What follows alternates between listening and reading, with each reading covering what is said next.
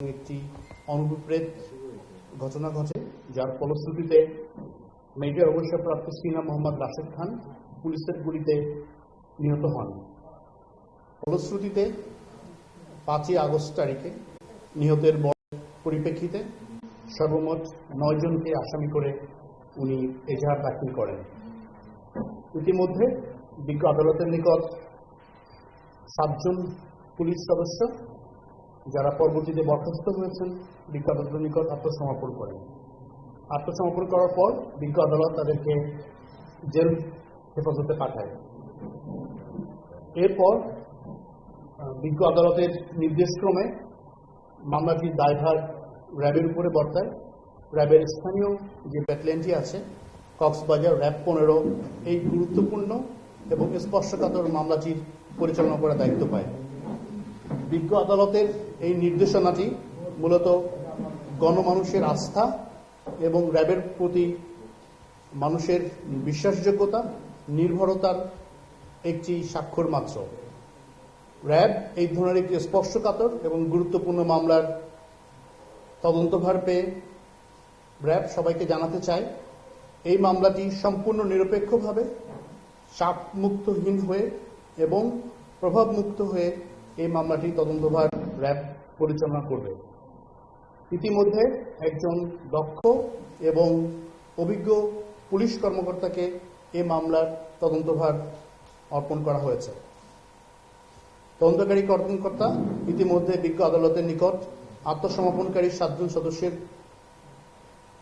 10 দিনের রিমান্ডে আনার জন্য আবেদন করলে উভয় পক্ষের শুনানি শেষে মাননীয় আদালত 7 দিনের রিমান্ড মঞ্জুর করে।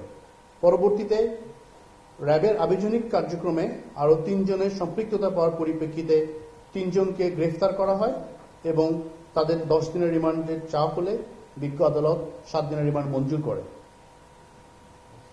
পরবর্তীতে আরও 3 জন এপিবিএনের সদস্য, যাদের সংশ্লিষ্ট পাওয়ার পরিপ্রেক্ষিতে তদন্তকারী কর্মকর্তা তাদেরকে গ্রেফতার দেখিয়ে আদালতের 10 দিনের রিমান্ডের জন্য আবেদন করলে বিজ্ঞ আদালত 7 দিন সেটা মঞ্জুর করে। অর্থাৎ মেজর অবসরপ্রাপ্ত সিনা মোহাম্মদ রাশেদ খানের হত্যা মামলায় র্যাবের হেফাজতে বা র্যাবের এই মামলায় সর্বমোট 13 জনকে আসামি করা হয়েছে। এর মধ্যে 7 জন বরখাস্তকৃত পুলিশ সদস্য, 3 জন বরখাস্তকৃত এপিবিএনের সদস্য এবং 3 জন বেসামরিক ব্যক্তি। আপনারা নিশ্চয়ই জানেন, ইতিমধ্যে মহাপরিচালক র্যাব ফোর্সেস কক্সবাজারে এসেছেন এবং ঘটনাস্থল পরিদর্শন করেছেন এবং অন্যান্য এবং তাৎপর্যপূর্ণ মামলাগুলো র্যাব মনে করে, যার ফলশ্রুতিতে সম্পূর্ণভাবে পেশাদারিত্বের সাথে আমরা এই মামলা তদন্ত করছি এবং এই মামলার বেশ কিছু উল্লেখযোগ্য ইতিবাচক অগ্রগতি আছে। আপনারা নিশ্চয়ই জানেন, যাদেরকে 7 দিনের রিমান্ডে আনা হয়েছিল, এর মধ্যে 4 জন বরখাস্তকৃত সদস্য এবং 3 জন বেসামরিক ব্যক্তি, যাদের রিমান্ডের প্রথম পর্যায়ে রিমান্ডের কার্যক্রম আগামীকালকে শেষ হতে যাচ্ছে। অর্থাৎ 7 কার্য দিবস, 7 দিন আগামীকালকে শেষ হওয়া সাপেক্ষে আগামীকালকে তদন্তকারী কর্মকর্তা তাদের বিজ্ঞ আদালতের নিকট তাদেরকে সুপর্দ করবে। এছাড়া এই মামলার অন্যতম গুরুত্বপূর্ণ 3 জন আসামি, টেকনাফ থানার সাবেক ওসি প্রদীপ কুমার দাস, ফাঁড়ি ইনচার্জ ইন্সপেক্টর লিয়াকত আলী এবং সাব ইন্সপেক্টর নন্দদুলাল রক্ষিত, বর্তমানে র্যাবের হেফাজতে রিমান্ডে আছে। আজ তাদের রিমান্ডের 2য় দিন। ইতিপূর্বে যাদের রিমান্ডে আনা হয়েছে তাদের কাছ থেকে প্রাপ্ত তথ্য উপাত্ত, আলামত, এই সকল বিষয়ে পরবর্তী যাদের রিমান্ডে আনা হয়েছে তাদের সাথে পর্যালোচনা করে একটি ইতিবাচকভাবে তদন্ত কার্যক্রম এগিয়ে যাচ্ছে। ইতিমধ্যে যে 3টি মামলা দায়ের হয়েছিল, যা পরবর্তীকালে মাননীয় আদালতের নির্দেশক্রমে র্যাব তদন্ত করছে, এই 3টি মামলার সকল আলামত আজ আমরা তদন্তকারী কর্মকর্তা বুঝে পেয়েছেন। এর পাশাপাশি রামু থানায় মেজর অবসরপ্রাপ্ত সিনা মোহাম্মদ রাশেদ খান, শিপ্রা দেবনাথ, সিফাত এবং তাদের যে ব্যক্তিগত সামগ্রী অর্থাৎ laptop, hard disk, pen drive সহ অন্যান্য ইলেকট্রনিক ডিভাইস যেগুলো ছিল রামু থানায় সেগুলোকে হস্তান্তর করা হয়েছে। রামু থানায় জিডি মূলে সেগুলো রক্ষিত আছে। ওই সকল ডিভাইসসমূহ র্যাবের হেফাজতে নেওয়ার জন্য বিজ্ঞ আদালত নির্দেশনা দিয়েছেন। সে মোতাবেক আগামীকাল 29টি আইটেম যেটি আছে সেটি তদন্তকারী কর্মকর্তা রামু থানা থেকে গ্রহণ করবে বলে আমরা মনে করছি। এছাড়া নিহতের বড় বোন শারমিন শারিয়া টেকনাফ থানায় বাদী হয়ে যে 9 জনের বিরুদ্ধে মামলা দায়ের করেছিলেন, এর মধ্যে 7 জন বরখাস্তকৃত পুলিশ সদস্য আছেন। এছাড়া আরো 2 জনের নাম উক্ত এজাহারে ছিল। তদন্তকারী কর্মকর্তা আজ এই 2 জনের বিষয়ে বিস্তারিত তথ্য জানতে পুলিশ সুপারের কার্যালয়ে লিখিতভাবে একটি আবেদন করেছে। অর্থাৎ যে 2 জনের নাম এজাহারভুক্ত ছিল ওই 2 জনের বিষয়ে বিস্তারিত তথ্যের বিষয়ে তদন্তকারী কর্মকর্তা পুলিশ সুপারের নিকট আবেদন করেছেন। আমরা আশা করছি আমরা খুব শীঘ্রই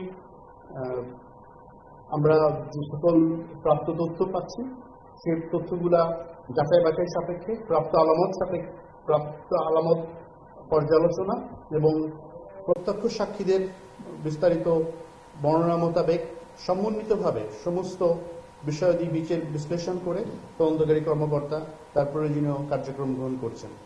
আপনারা নিশ্চয়ই জানেন ইতিমধ্যে সামাজিক যোগাযোগের মাধ্যম বা বিভিন্ন ধরনের গণমাধ্যমে যে ধরনের খবর প্রকাশিত হয়েছে সকল ধরনের খবর, ফোনালাপ, সকল বিষয় তদন্তকারী কর্মকর্তা আমলে এনেছেন এবং সে অনুযায়ী উনি আইনানুগভাবে তদন্তের কার্যক্রমের জন্য সে সকল তথ্য উপত্যকে যাচাই বাছাই করে একটি ইতিবাচক অগ্রগতির সাথে গুণগত মানের তদন্ত প্রতিবেদন জমা দিবে বলে আমরা প্রত্যাশা করি। অর্থাৎ 4 জন বরখাস্তকৃত সদস্য এবং 3 জন বেসামরিক ব্যক্তি, এই 7 জনের 7 দিনের রিমান্ড আগামীকালকে শেষ হতে যাচ্ছে। তাদের কাছে আমরা বেশ গুরুত্বপূর্ণ এবং চাঞ্চল্য বেশ কিছু তথ্য পেয়েছি। তথ্যসমূহ প্রাপ্তি সাপেক্ষে তদন্তকারী কর্মকর্তা যাচাই বাছাই এবং তার সত্যতা এবং বস্তুনিষ্ঠতা যাচাই বাছাই করছেন। তদন্তের সাথে বিস্তারিত বলাটা সমীচীন হবে না। আগামীকালকে তাদের বিজ্ঞ আদালতের নিকট সোপর্দ করার পর পরবর্তীতে আগামীকালকে না পরবর্তীতে তদন্তকারী কর্মকর্তা তাদেরকে প্রয়োজন বোধে পুনরায় রিমান্ডে আনার প্রয়োজন হলে উনি প্রয়োজন বোধে পুনরায় রিমান্ডের জন্য আবেদন বিষয় আমাদের নজরে এসছে, সেটি র্যাব মনে করে পরিষ্কার করে সকলে জানা প্রয়োজন।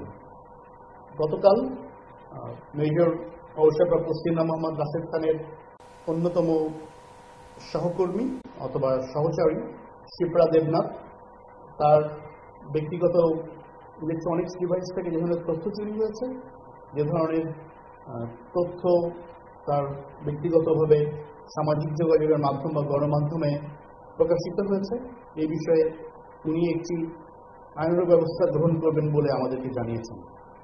ফলশ্রুতিতে সে তার আইনজীবী সহ কক্সবাজার সদর থানায় একটি নিয়মিত মামলা দায়ের করার প্রস্তুতি গ্রহণ করেন এবং আদালতে এবং বিজ্ঞ আইনজীবী সহ উনি কক্সবাজার সদর থানায় যান। পরবর্তীকালে ওসি সদরের নির্দেশক্রমে রামু থানায় মামলাটি করার জন্য উনি নির্দেশে প্রাপ্ত হন। ইতিমধ্যে আপনারা নিশ্চয়ই জানেন ব্যারিস্টার মনোজ কুমার ভৌমিক, যিনি শিপ্রার পক্ষে বিজ্ঞ আদালতে একটি রিট করেছেন এ সংক্রান্ত বিষয়ে। কার্যতালিকায় তা আজকে শুনানি হয়েছে। আগামীকালকে এ বিষয়ে একটি আদেশ প্রদান করা হবে বলে আমরা জানতে পেরেছি। শিপ্রা দেবনাথ তদন্তকারী কর্মকর্তাকে এটা জানিয়েছেন বিজ্ঞ আদালতের সিদ্ধান্ত বা রিটের সিদ্ধান্ত মোতাবেক তিনি তার পরবর্তী ব্যবস্থা। অপরাধ যখন সংগঠিত হয়, একটি যখন ফৌজদারি অপরাধ সংগঠিত হয়, এটির সাথে অনেক বিষয় সম্পৃক্ততা থাকে। এটি একটি কেবলমাত্র একটি ঘটনাই নয়, এর সঙ্গে অনেক ধরনের মনস্তাত্ত্বিক বিষয় থাকে। এই সমস্ত বিষয়কে পর্যালোচনা করার জন্য তদন্তকারী কর্মকর্তা 25 তারিখ থেকে 6 তারিখ পর্যন্ত টেকনাফ থানার সিসি ফুটেজের জন্য সংশ্লিষ্ট কর্তৃপক্ষের নিকট আবেদন করে। সংশ্লিষ্ট কর্তৃপক্ষ এ বিষয়ে ঊর্ধ্বতন কর্তৃপক্ষের সঙ্গে যোগাযোগ করতে বললে তদন্তকারী কর্মকর্তা বিজ্ঞ আদালতের শরণাপন্ন হন। বিজ্ঞ আদালতের নির্দেশক্রমে সিসি ফুটেজ তদন্তকারী কর্মকর্তার নিকট হস্তান্তরের জন্য বিজ্ঞ আদালত নির্দেশনা প্রদান করে। এ বিষয়ে থানা থেকে একটি লিখিতভাবে তদন্তকারী কর্মকর্তা জানানো হয়েছে। সর্বমোট 2টি হার্ড ডিস্ক সেখানে ছিল। একটি হার্ড ডিস্ক কোনো একটি কারণে খোয়া গেছে, আরেকটি যেটি হার্ড ডিস্ক আছে সেটাতে কারিগরি ত্রুটি দেখা দিয়েছে। এই বিষয়টি তদন্তকারী কর্মকর্তার নজরে এসছে। তদন্তকারী কর্মকর্তা মূলত 31 তারিখ রাতে এবং তার পরবর্তী দিন থানাতে যে ধরনের কার্যক্রম হয়েছে হত্যা সংশ্লিষ্ট বিষয়ে, সেই ধরনের কার্যক্রমকে যেটি আইনের ক্ষেত্রে প্রযোজ্য সেই সকল বিষয়টিকে আনার জন্য সিসি ফুটেজ সংগ্রহের জন্য উনি পত্রালাপ করেছিলেন। যেহেতু কারিগরি ত্রুটির কারণে সিসি ফুটেজটা সরবরাহ করা বা তদন্তকারী কর্মকর্তার নিকট প্রাপ্ত সক্ষম হয়নি, সেক্ষেত্রে তদন্তকারী কর্মকর্তা অন্যান্য বিষয়সমূহ অর্থাৎ আলামত, প্রত্যক্ষদর্শী, সাক্ষী, অন্যান্য সামগ্রিক বিষয়াদি উনি বিবেচনা করে ওনার তদন্ত কার্যক্রম অব্যাহত।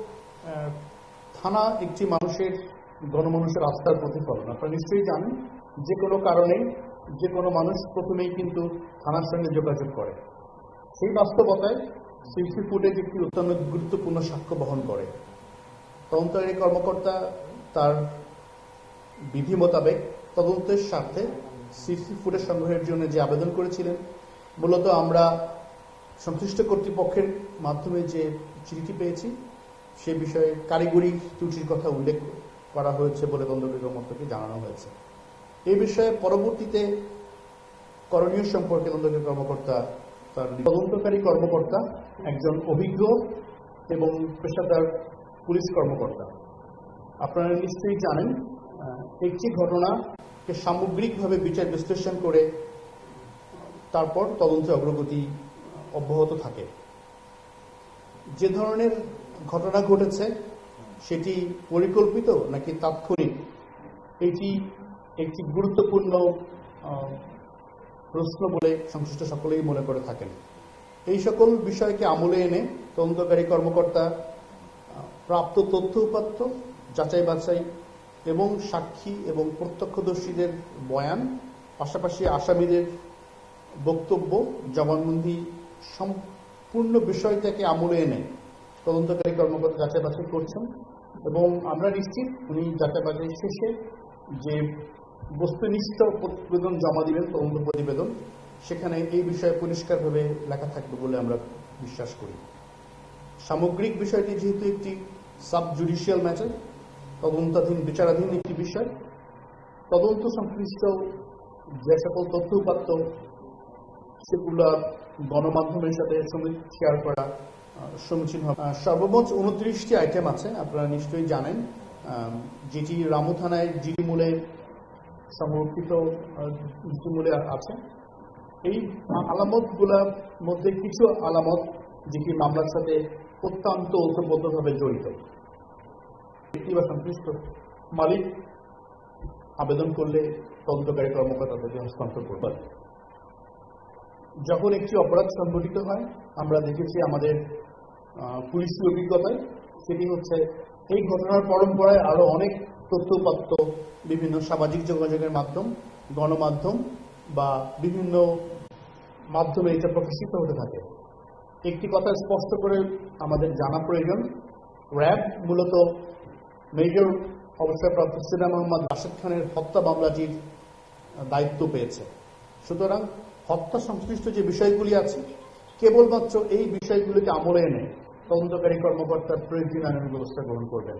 অর্থাৎ যে বিষয়টি আপনি আলোকপাত করলেন সেই বিষয়ে যেটুকু শুধুমাত্র এই ঘটনার সঙ্গে সংশ্লিষ্ট কেবলমাত্র তদন্তকারী কর্মকর্তা সে বিষয়টিকে প্রয়োজন বোধে উনি আমলে আনেন। মূলত যে ঘটনা বা যে তথ্য আমরা সামাজিক যোগাযোগের মাধ্যমে পাচ্ছি এই সকল তথ্য মূলত আমরা আমাদের নজরে এসছে, যেটা আপনি বললেন সাক্ষাৎকারের বিষয়টি, এই সমস্ত বিষয়ের সম্পূর্ণভাবে আমরা আমাদের আমলে আছে এর মধ্যে শুধুমাত্র হত্যা সংশ্লিষ্ট যে বিষয়গুলি আছে সেই বিষয়গুলি নিয়ে আমরা কাজ করছি। একটি বিষয় পরিষ্কার করে বলা দরকার, প্রত্যক্ষদর্শীর বয়ান, আলামত, সাক্ষীদের জবানবন্দি, আসামিদের সাথে কথোপকথন করে তদন্তকারী কর্মকর্তা ইতিমধ্যে পরিষ্কারভাবে একটি তথ্যচিত্র পেয়েছেন ঘটনা সংক্রান্ত। তদন্তের সাথে আমি এর বেশি কিছু বলতে চাচ্ছি না, এর বেশি কিছু প্রকাশ করা সমীচীন হবে না। তদন্তকারী কর্মকর্তা মোটামুটি হয়ে বা পরিষ্কারভাবে যে তথ্যচিত্র পেয়েছেন এবং সামগ্রিকভাবে উনি আরও তথ্যপত্র সংগ্রহ করে প্রয়োজনীয় তদন্ত কাজ সম্পন্ন করেন। তদন্তকারী কর্মকর্তা সামগ্রিক বিষয়কে আমলে এনে উনি কাজ করেন। ইতিমধ্যে তদন্তকারী কর্মকর্তা ঘটনা সম্পর্কে একটি পরিষ্কার তথ্যচিত্র পেয়েছেন, যার ফলশ্রুতিতে উনি প্রয়োজনীয় তথ্যপত্র সংগ্রহ, আলামত যাচাই বাছাই বিশ্লেষণ এবং সকলের বক্তব্য নিয়ে উনি একটি বস্তুনিষ্ঠ নিরপেক্ষ প্রতিবেদন উপস্থাপন করবেন। আপনাদেরকে অনেক ধন্যবাদ।